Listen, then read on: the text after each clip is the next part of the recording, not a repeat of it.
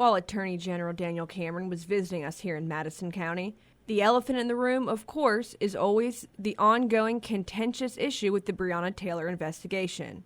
I asked Cameron about the grand jurors that came out to speak about the case, as well as the releasing of evidence and information. Well, nothing in particular. The grand juror, obviously, initially when we made the decision to challenge the ability of the secrecy of the proceedings to be essentially done away with, it was simply a challenge based on a historic view of secrecy in grand jury proceedings. It's unprecedented to allow grand jurors to speak. The confidence within the process is built off the secrecy of the grand jury proceedings. And so initially that's why we challenged it along with other Commonwealth's attorneys here in the Commonwealth of Kentucky who made the same argument, which was that we need to observe and abide by and respect the secrecy of these proceedings. But as it relates to the decision that's made by the judge to allow this grand juror to speak, I have no problems with that.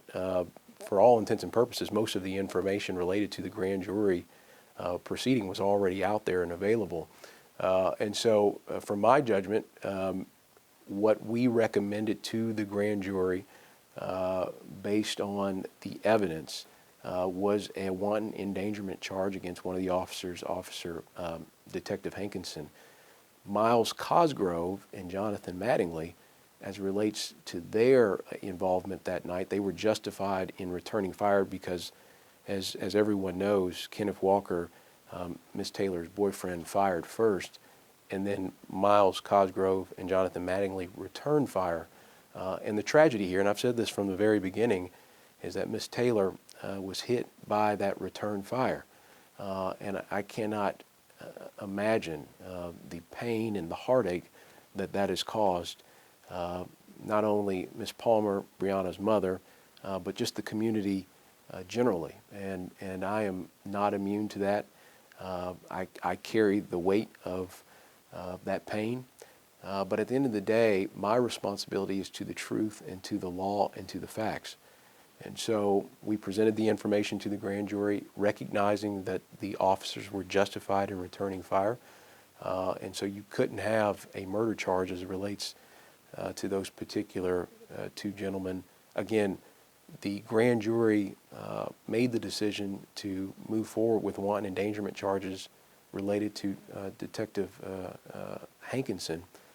But again, my responsibility is to the law and to the facts.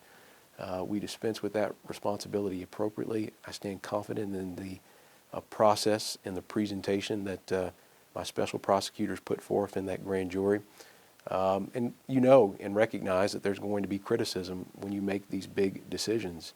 But you're put in these positions for a reason, to make those big decisions, to withstand that criticism, and to stand up with courage for truth and justice. And that's what we've done here.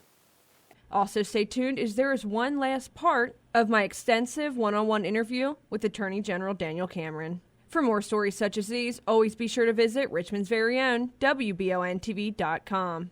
I'm Marissa Hempel.